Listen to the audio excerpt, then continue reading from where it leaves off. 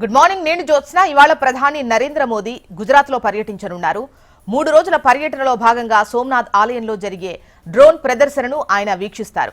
కచ్ సౌరాష్ట్ర ప్రాంతానికి సంబంధించిన వైబ్రెంట్ గుజరాత్ ప్రాంతీయ సమావేశంలో పాల్గొనడానికి ప్రధాని రాజ్కోట్ కు వెళ్లనున్నారు. సమావేశంలో వాణిజ్యం ప్రారంభిస్తారు. ఆ తర్వాత రాజ్కోట్ నుంచి అహ్మదాబాద్ కు వెళ్లి అక్కడ ఆయన సెక్టార్ 10A నుంచి మహాత్మా మందిర్ వరకు అహ్మదాబాద్ మెట్రో 2వ దశ యొక్క మిగిలిన విస్తీర్ణాన్ని ప్రారంభిస్తారు.